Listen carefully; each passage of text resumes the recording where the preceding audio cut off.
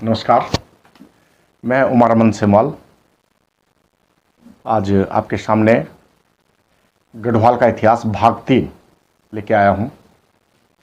भाग 1 और भाग 2 में की वीडियो मैं पहले भेज चुका हूँ आप तक। उम्मीद है कि आपको पसंद आई होगी। भाग 1 में राजा कनकपाल से लेकर बलभद्रपाल तक और भाग 2 में राजा मानसा से लेकर राजा पृथ्वी शाह तक का वर्णन मैं कर चुका हूं। समय की बाध्यता के कारण बहुत सारांश में वर्णन करना पड़ रहा है।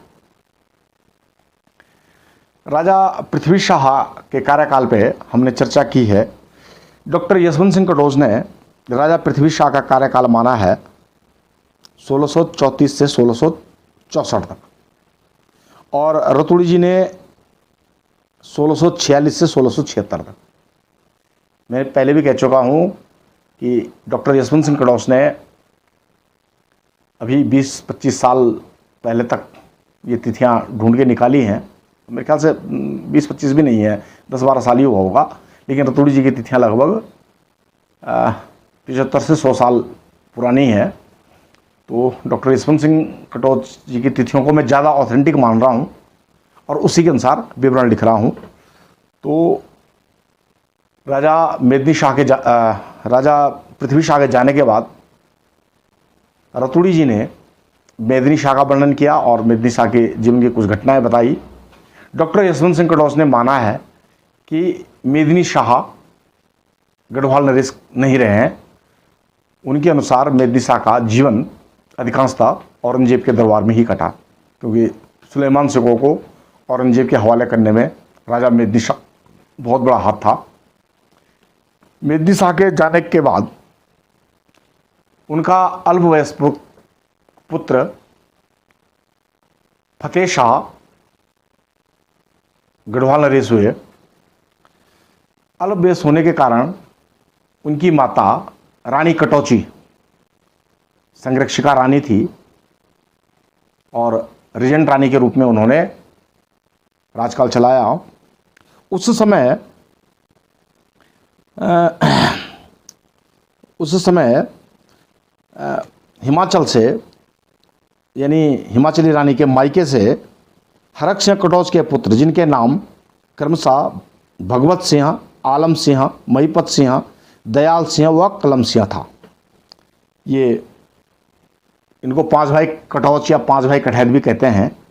ये श्रीनगर दरबार में रहे और इन्होंने रीजेंट रानी यानी रानी कटौची को ये भड़काया और उनके मन में ये भरा कि गढ़वाली तुम्हारे हितैषी नहीं है, गढ़वाली तुम्हारे विरुद्ध षड्यंत्र करते हैं, तुम्हारे हितैषी नहीं है। और रीजेंट रानी को और अल्पवयस्क राजा को जनता से दूर रखा।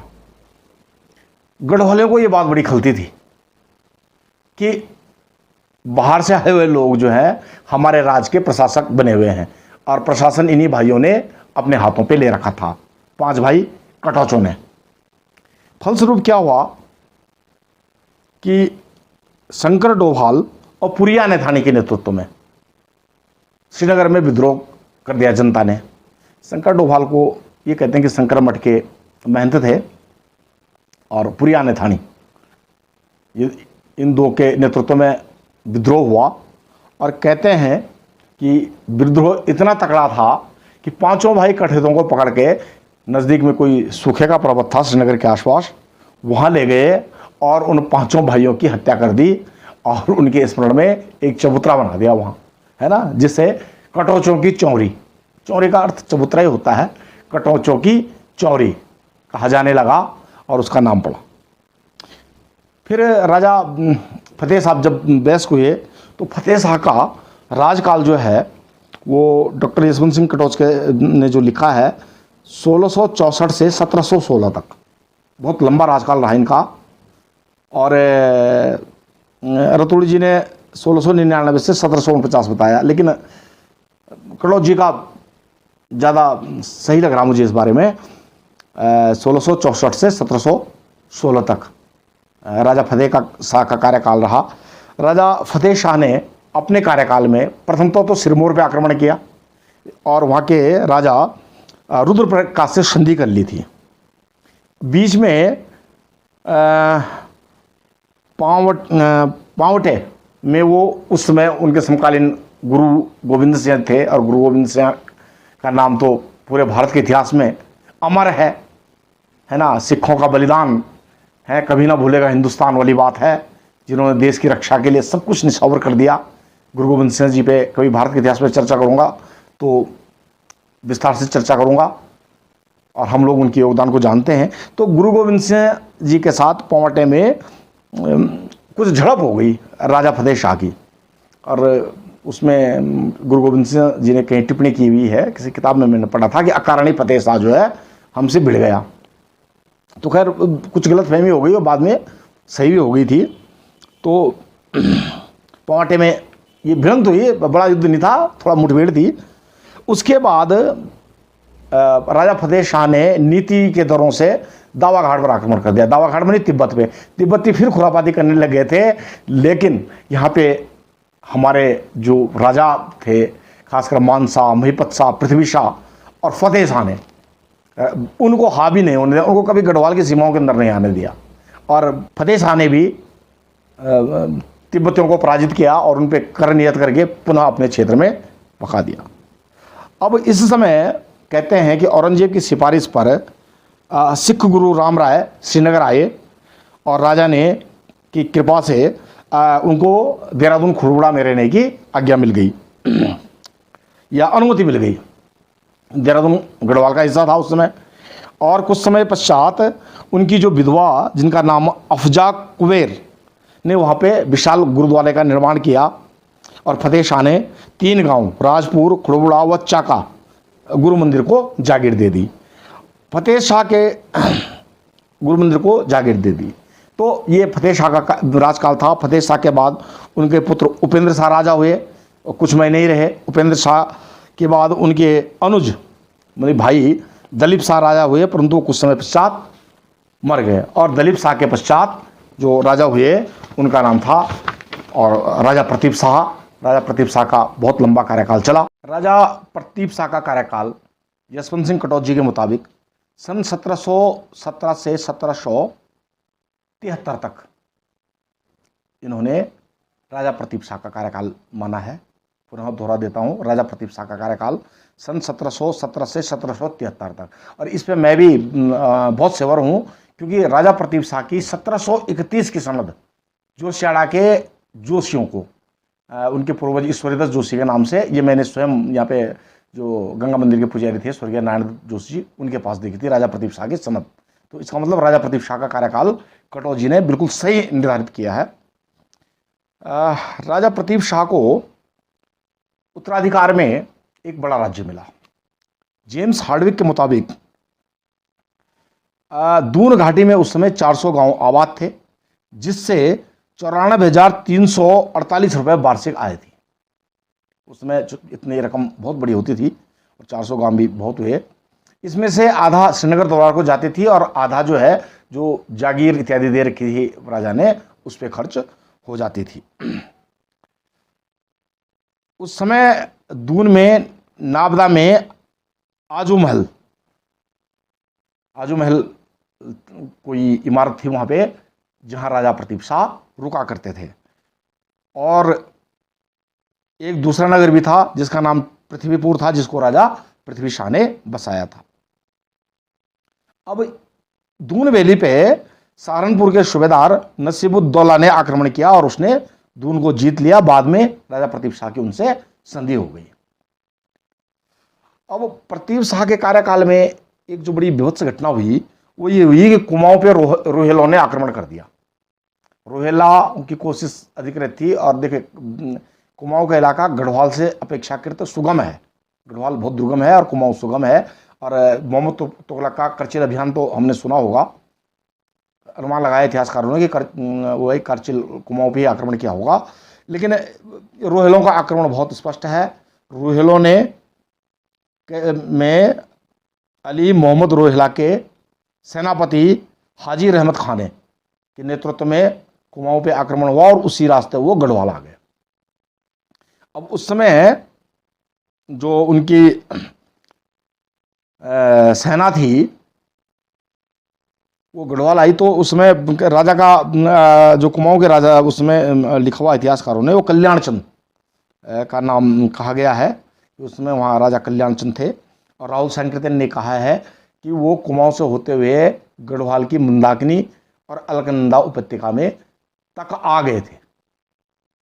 जो रोहिले थे मुसलमान, उनका आक्रमण हो गया था। मंदाकिनी और अलकनंदा उपत्यका का अर्थ यह है कि लगभग उन्होंने बद्री केदार की ओर पसरना शुरू कर दिया था, लेकिन तो भगवान का दरबार है, वहां तक नहीं पहुंच पाए वो लोग। तो राजा प्रदीप शाह के कार्यकाल में ये हुआ, लेकिन हुआ ये कि रोहिलों को हैजा हो गई। जैसे उन्होंने अलकनंदा और मंदाकिनी उपत्यका में प्रवेश किया, उनको हैजा हो गई और एक बड़ी सेना कुछ वहीं मर गए और जो बच्चे खासे वो भाग के आ गए। तो कहते हैं कि राजा प्रदीप शाह ने बाद में, क्योंकि कुमाऊं को लगभग उन्होंने वो जीतने के कगार पे पहुंच गए थे, तो राजा प्रदीप शाह ने किसी प्रकार कुमाऊं के राजा की मदद की और 3 लाख रुपया देकर संधि कर दी और रोहिलों को वहाँ से बाहर भगा दिया। अभी तराई भावर में आते आते उनको कई हैजा वगैरह और मलेरिया इत्यादि बुखार भी आ जाते थे, इसलिए वो ज़्यादा आक्रमण नहीं करते, लेकिन कभी कभार आ गए तो बला टालनी ही उचित समझी। तो इस प्रकार से राजा प्रदीप शाह ने इनको गढ़वाल कुमाऊं से भगाया। और राजा प्रदीप शाह के कार्यकाल में जो है अधिकांशतः संघर्ष में ही कटा। बड़ा साम्राज्य उनको विरासत में मिला था, क्योंकि राजा बलभद्रपाल से, हम कहेंगे बलभद्र शाह जिनको कहा गया, वहां से लेकर फतेह शाह तक लगभग 100-150 साल तक गढ़वाल की सीमाओं पे किसी के छेड़ने का साहस नहीं हुआ। लेकिन प्रदीप शाह के कार्यकाल में और उनके समकालीन जो कुमाऊं के चंद शासक थे, थोड़ा शक्ति कमजोर पड़ गई, तो दोनों ओर आक्रमण हुए और प्रदीप शाह का अधिकांश जीवन जो है लगभग 50 वर्षों के लगभग उन्होंने शासन किया और अधिकांश जीवन संघर्ष में ही कटा। प्रदीप शाह के बाद उनके पुत्र ललित शाह राजा बने और प्रदीप शाह के बाद ललित शाह ही राजा हुए। लगभग 8 सालों तक ललित शाह ने राज्य किया और उनका जीवन भी लगभग इन्हीं संघर्षों में और इन्हीं समस्याओं को सुलझाने में निपटा और इन समस्याओं को सुलझाने में निपटा। और ललित शाह के बाद उनके पुत्र आए। 4 पुत्र उनके थे। बड़े जयकृत शाह, दूसरे प्रद्युम्न शाह, तीसरे पराक्रम शाह और चौथे प्रीतम शाह। ये 4 पुत्र थे उनके। प्रद्युम्न शाह, सबसे बड़े जयकृत शाह, तब प्रद्युम्न शाह, तब पराक्रम शाह और प्रीतम शाह। तो ये समय जो है गढ़वाल के साम्राज्य के लिए बहुत ही खराब रहा। इन चारों भाइयों के आपस में मनमुटाव, संघर्ष, दरबारियों का गुटों में बढ़ जाना और ये सारी संघर्षों की कथा अगली वीडियो में मैं राजा जयकृत शाह के बाद राजा प्रद्युम्न शाह के कार्यकाल का वर्णन करूंगा। जयकृत शाह का मैं यही वर्णन कर देता हूँ। जयकृत शाह कुछ धार्मिक प्रवृत्ति के थे और शुरू में गद्दी में बैठे। उस समय कुमाऊं में कुछ अंतर कलह हो गया था। राजा और मोहन सिंह राजा दीपचंद और मोहन सिंह के वंशजों में कुछ आपस में मतभेद हो गया, युद्ध हो गया और बीच में प्रद्युम्न शाह को प्रद्युम्न चंद के नाम से हर्षदेव जोशी ने कुमाऊं का शासक बनाया और गढ़वाल में जयकृत शाह को शासन मिला। लेकिन कुछ षड्यंत्र ऐसा चला, कुछ लोग जो है जयकृत शाह को नहीं चाहते थे। जयकृत शाह को कहते हैं कि उन्होंने 7 दिन 7 रात जो है देवप्रयाग में कोई अनुष्ठान किया, तांत्रिक अनुष्ठान, लेकिन वो सफल नहीं हो पाया और राजा जयकृत शाह जो है काफ़ी मतलब एक किस्म से मानसिक तौर से बिल्कुल असंतुलित हो गए और उनकी मृत्यु हो गई।